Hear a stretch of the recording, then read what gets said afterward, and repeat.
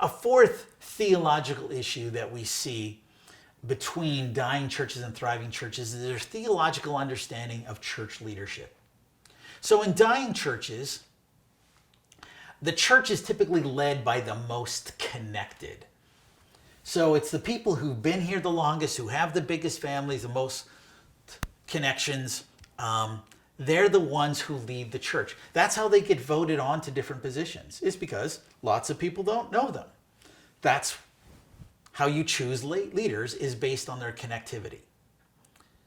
In dying churches, leadership tries to keep the found. So again, if you're in a board meeting or a staff meeting in these churches, what you're going to be hearing is conversations like, the Smiths, we haven't seen them. I think they might be unhappy. I think they might leave the church. We need to do something to keep people from leaving the church. And keeping people from leaving is a big, big deal in dying churches. That's what they're focused on. However, in thriving churches, the church is led by the most capable. So when we're choosing leaders in thriving churches, we're not asking who's been here the longest. We're not asking here who has the most political connections or the most family connections. What we're asking is who's capable of doing the job.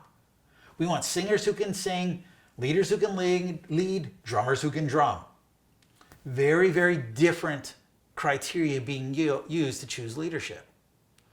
And when you're in those leadership meetings, whether it's a staff meeting or a board meeting or whatever, instead of focusing on trying to keep the found, the focus of the discussion is how do we reach the lost?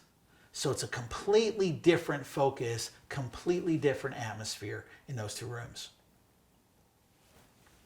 Romans 12:8 says, if your gift is to encourage others, be encouraging. If it's giving, give generously. If God has given you leadership ability, take that responsibility seriously. And if you have the gift for showing kindness to others, do it gladly. This idea is that we put people in positions because they're capable is a very, very biblical one. Matthew 25:29 says, to those of us, use well that what they are given, even more will be given. And those who have an abundance. I'm going to redo this.